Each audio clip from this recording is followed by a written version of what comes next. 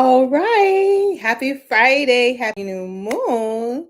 Good morning, goddesses. I am so happy we have no technical difficulties right now. Knock on wood. I don't want to speak too soon, but hello, welcome.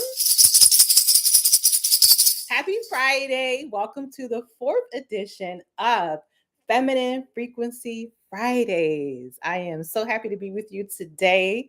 Welcome, Goddess Sammy. Say hello in the chat. If you're in the chat, say hello to me. Let me know who is here. How are you feeling today?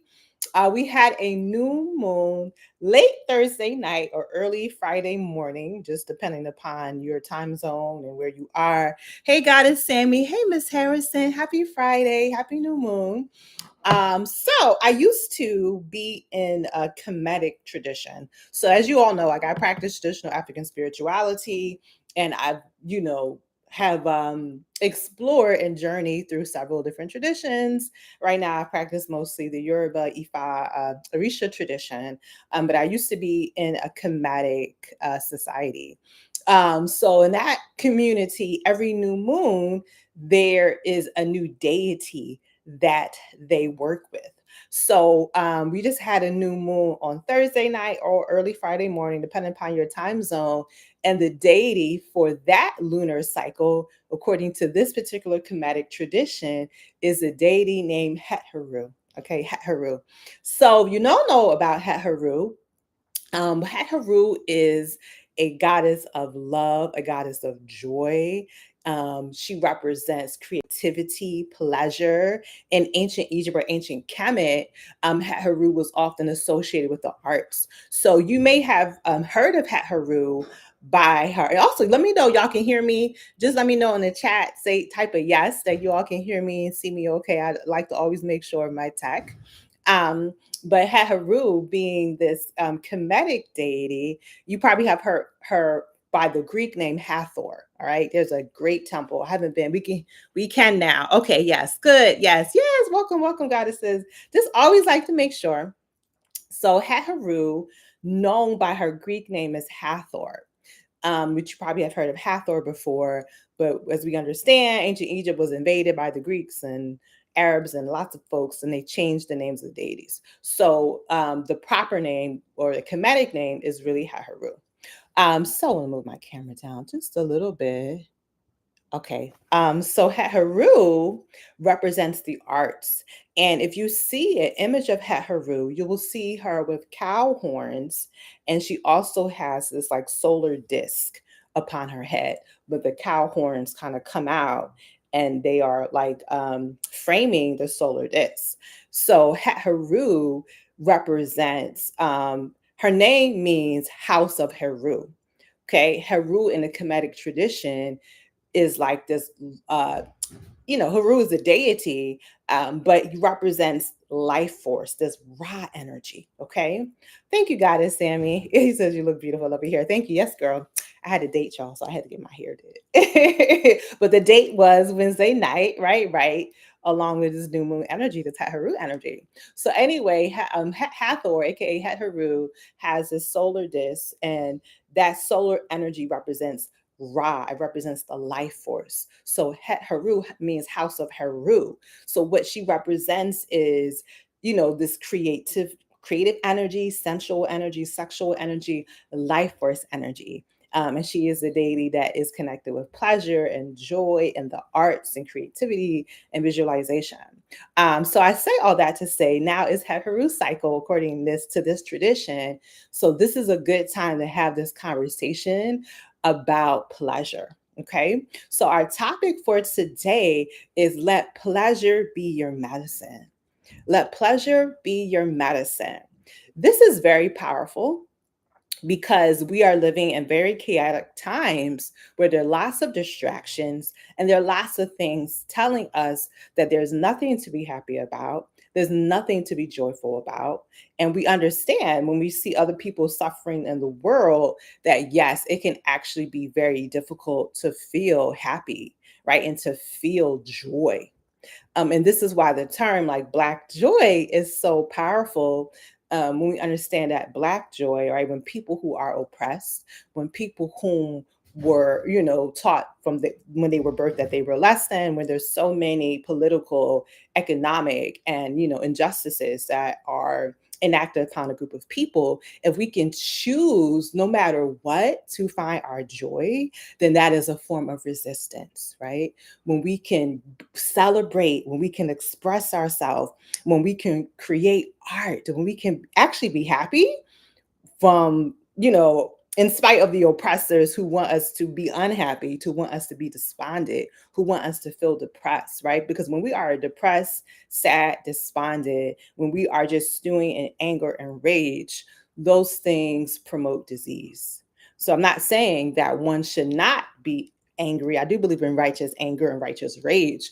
But when we are sitting in these emotions for too long, then this makes us ill, and then we can't see possibility and we can't visualize, which is an aspect of Haru, being able to visualize, to see, and to envision a better future, a better to see the potential. Okay, so that makes sense. Just type for me in the chat, pleasure is medicine.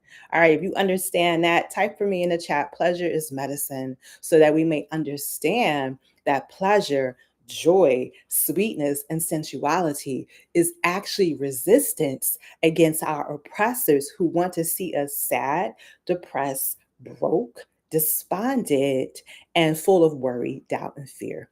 Okay, pleasure is my medicine. Yes, hello, Goddess Empress. Hello, Goddess Dante. Pleasure is medicine.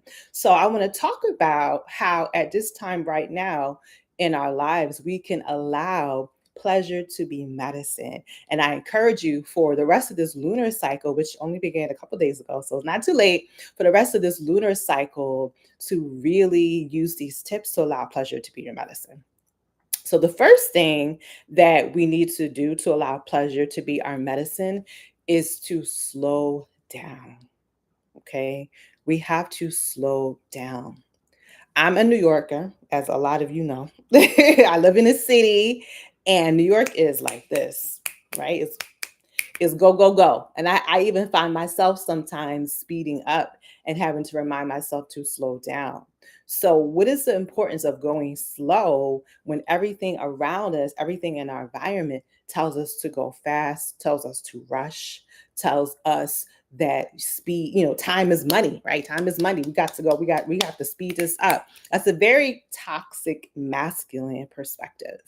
And when we move in that type of frenetic energy, what happens? Our nervous system becomes burnt out. All right, we feel very anxious because we're always feeling like we should be doing something. Greetings from your old student. Hey, Goddess Chakra Icon. Yes, that is Goddess. Now I can't remember your other name because I know you as Chakra Icon. But welcome, welcome. Someone says, yeah, I just told my therapist yesterday that I need to slow down. Wow, this is confirmation. Ashe. So when we are moving very fast, when we're moving at this very frenetic pace, then our nervous system becomes overstimulated and we feel burnt out and we feel frazzled. So how many people can relate to this? Like you go to work and by the time you come home at the end of the day, you just feel really burnt out. You feel exhausted. You feel your nervous system is shot. You feel very frazzled. And one thing I like to notice is when I see people who are like shaking their legs or moving and they're not conscious of it. All right. In Chinese medicine, that is fire element imbalance, right? So very often you find yourself like you're sitting down and y'all can't see my legs here, but my leg is shaking. You know what that is though, right?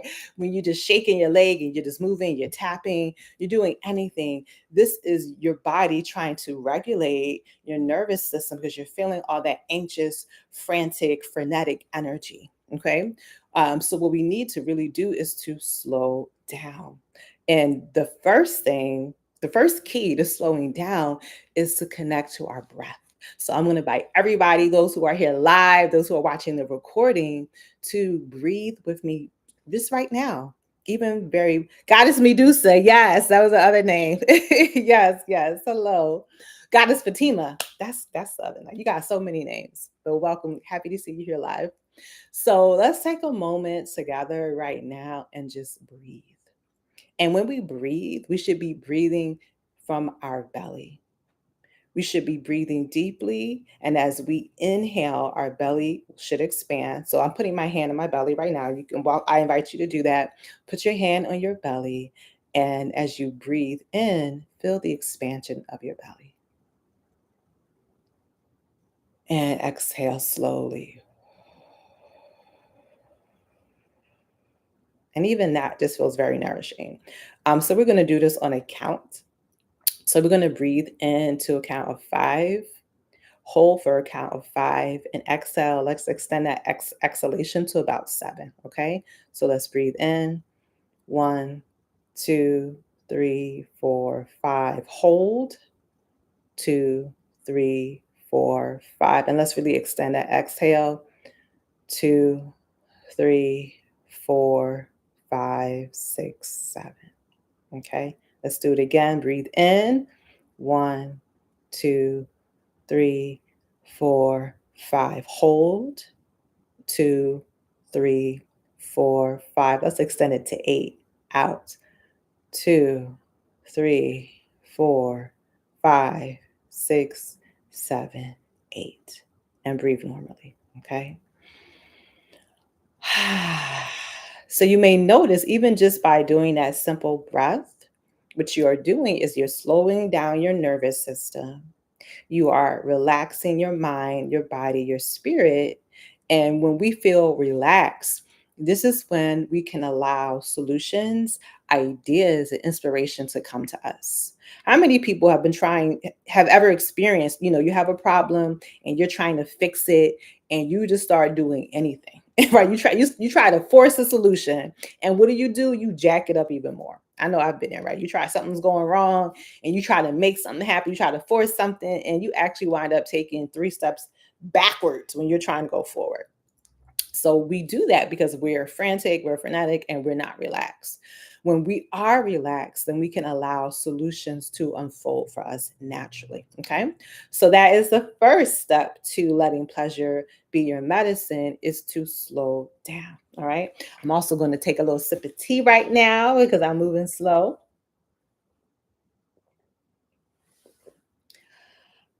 And this actually leads us to the second thing we need to do to allow pleasure to be our medicine, and that is to savor. I love the word. So I'm working with S's today. So I got 4 S's for y'all on how to tap into letting pleasure be our medicine. We got vitamin S. So the second S is to savor. And this is such a juicy and wonderful tip, because what does it mean to savor? To savor, number one, calls us to be in the moment. So if I'm sipping my tea, right, and this is, my little womb herbs. I've made my own little concoction of womb herbs here. So if I take a sip and I close my eyes and I slow down and I allow myself to really taste what the tea feels like on my tongue. I allow myself to savor it. If I had some honey in here, it would be sweet, but it actually doesn't even need that. It tastes actually very good. But to allow myself to feel all the flavors in this tea, this is what it means to savor. It implies slowing down, but allowing yourself to really taste, to really be in the moment, and to really experience. When we are able to savor something, we actually allow the pleasure of it to last longer. All right. When I'm savoring something, whether I'm sipping tea, whether I am kissing a lover, whether I'm massaging my own body, when I allow myself to slow down and to really tune into my senses and to experience it, it makes it last longer. All right. So on this Friday, on this Feminine Frequency Friday, I invite you all to choose something to savor. It could be a tea, it could be something that you're eating. And as you're eating, you can mindfully eat. You can close your eyes. You can taste all the flavors. So many times when we eat, we rush and eat because we're hungry and, we have a little short lunch break at work and we're just trying to move on to the next thing. But at some moment today, allow yourself to really savor. It could be music. If you're driving on your way to work and you're in your car, or if you're at home relaxing, put on some music and allow yourself to really be with the music. Allow yourself to hear it. Allow the music, which is vibration, to be able to move through your bodies. So tell me in the chat, what are y'all going to savor today? All right, what are you trying to savor today? Someone said in the chat, I think that's escapism when you're overwhelmed. Yes, it can definitely lead to escapism. So we're not promoting escapism. We're promoting to actually be in the moment. So let me know what y'all going to savor. Sammy says, I'm going to start with some music. Yes, yes, I love music. Music, food, and just the simple everyday things you can savor with your eyes when you're walking around in nature. It's fall right now. The leaves are changing and there's so many different colors around. You can look and you can savor the colors that are in your environment. Someone says, Empress, evolving. I always savor my first cup of coffee, music. Yes, yes. So we want to find something today to help us tune into our senses and to savor.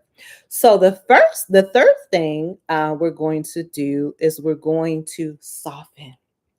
We're going to soften. We're going to slow down. We're going to savor and we're going to soften.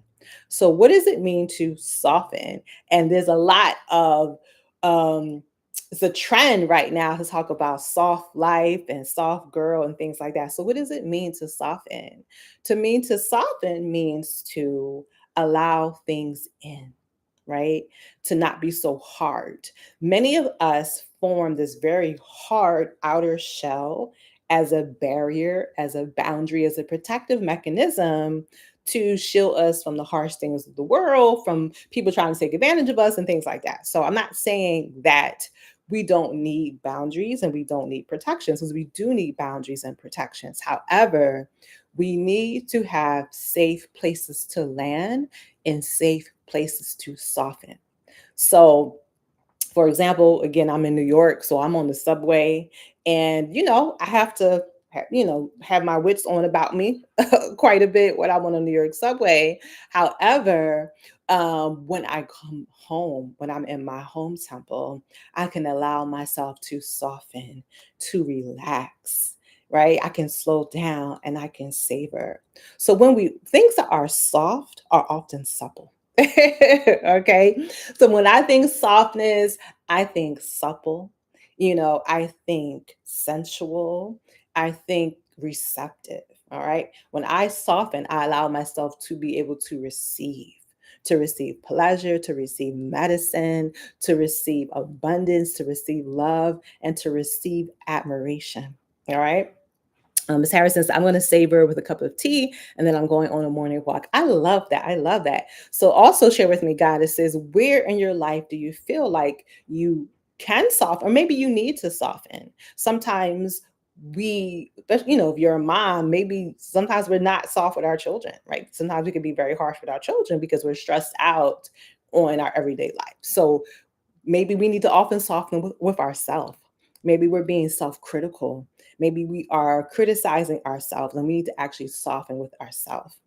Same as I call this decompressing when I'm at home or on a date. Yes. And we can allow ourselves to soften when we're in safe company, allow ourselves to actually take people in, to be present with people and to receive. So we can think about softening not really as a weakness, but really as a power.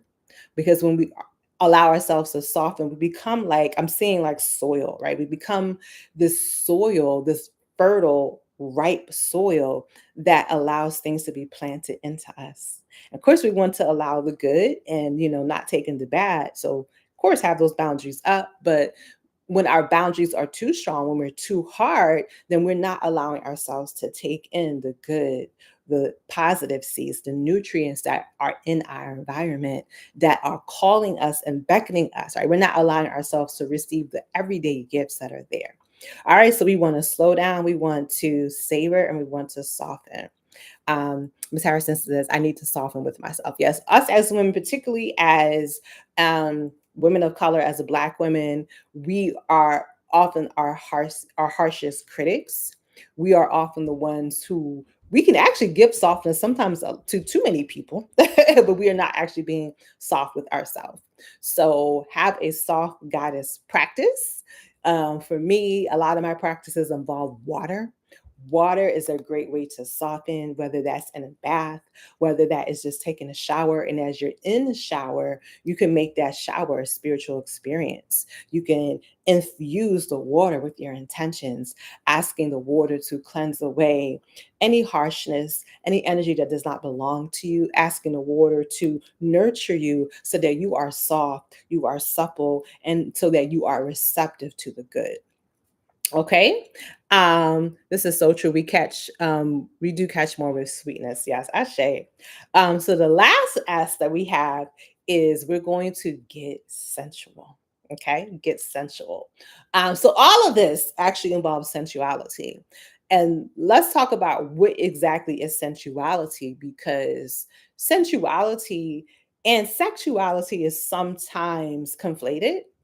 And so you can be sensual and sexual, right? And those two things can work well together. But to be sensual does not have to involve like sex in terms of like sexual intercourse. To be sensual means to have your senses awakened. So what are our senses? Our sight, right? Our ability to smell, our ability to hear, our ability to feel, all right? Our psychic sense, our ability to be intuitive and to pick up what is on our in within our environment. So to be sensual means to heighten your sensitivity. And in sacred sexuality and tantra, this is what we work on. Because how can we have pleasure as medicine if we do not allow ourselves to feel? Okay. So, what happens with us, because we've experienced trauma, because we have experienced, loss, fear, and things like that, we build up this protective barrier that not only protects us and keeps the bad things out, but it sometimes keeps the good things from coming in.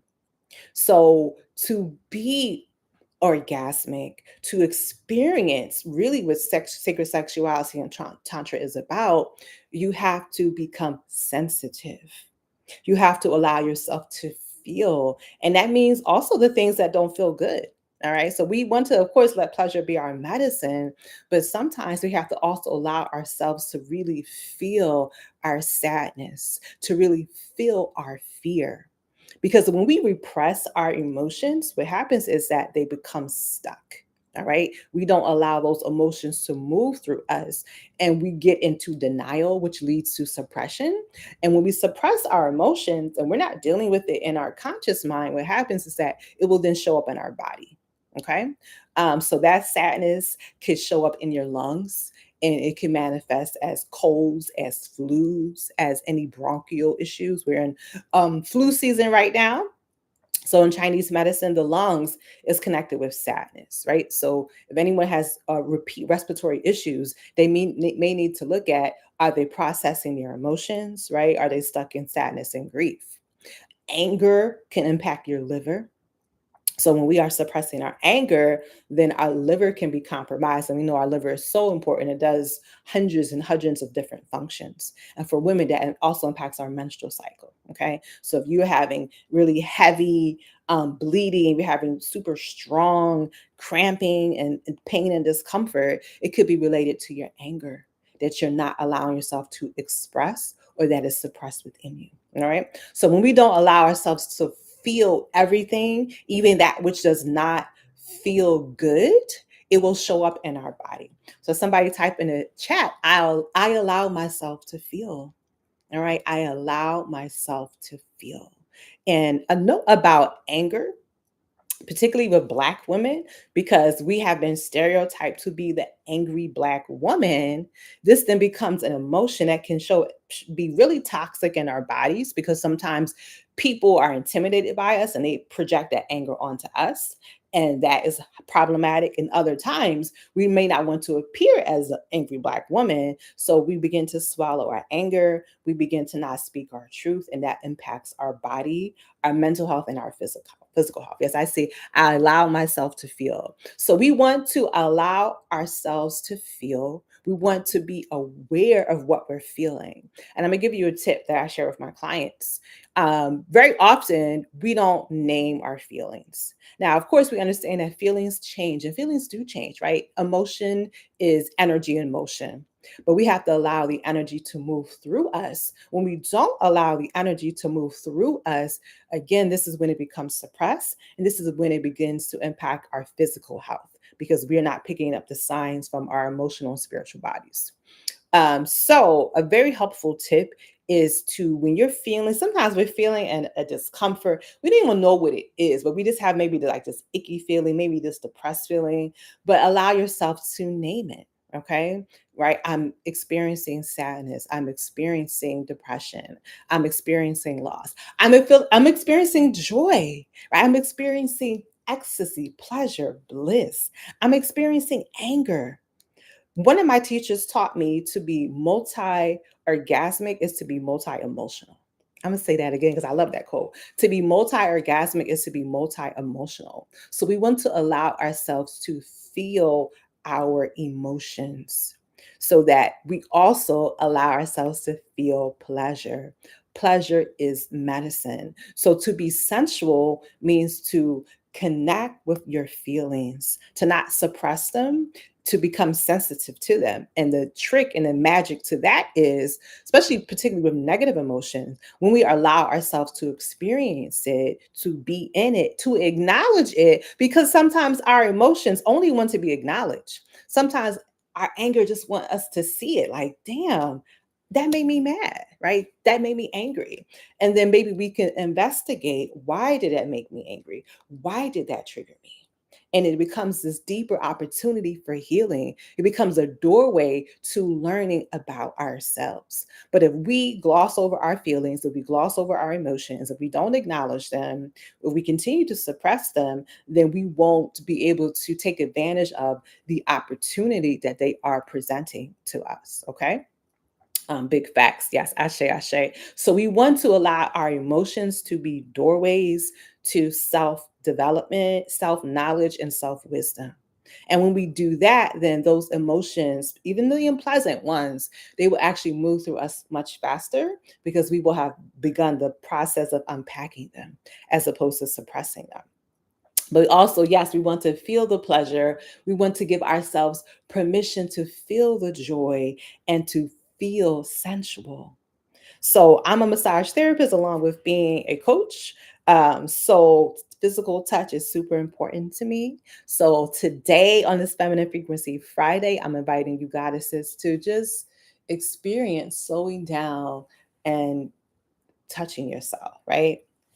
This is simple touch of your hands, your shoulders, connecting to your breath and allowing pleasure to be your medicine. All right. So I want to, of course, there's always an invite to take it further because we have these conversations every Friday. And as I've mentioned in previous Feminine Frequency Fridays, is that we have to have practices. It's not enough to just hear these tips. And of course, that can be inspirational and this can inspire us to take certain actions and do certain things. But we need to also have a practice. So the discount for my code, Pussy Code, is still on sale. We have another week. We have the Black Friday sale. It's a super affordable payment plan. You can either pay in full and it's less than 200, or you can do two payments and that's less than 100. But the code, the link has been my night bot. I disciplined him so he won't be cussing people out. But the night bot has been sharing the code in the chat, the website in the chat. You can also type code and it will send you directly to the course and you can explore it, read about it. There are pre-recorded modules you can purchase and start right now and learn practices to let pleasure to be your medicine, to connect to your body, to connect to your womb, to connect to your yoni, right? And to activate that pussy code. So next week, I think what I'll do is I'll really get into what pussy code means because it's such a powerful term. But just go on the website right now, explore, and you can purchase it right now, and you can begin to allow pleasure to be your medicine. All right, goddesses. That's so. How do we book an appointment with you? So I really just take appointments with my clients. But if you are interested in learning more, you can also always email me directly. So most of you are on my email list. So if you want to talk privately, just email me. But usually my private appointments are reserved for women who are actually in my coaching programs. Because honestly, having one coaching call is really not enough. You really need to actually be going through a process and through a framework. And that's what we do in my coaching programs. All right. So, goddesses, thank you. Have a beautiful Friday. Please remember to allow pleasure to be your medicine. Slow down, savor, soften, and get sensual. All right. And I will see you all next Friday. Goodbye.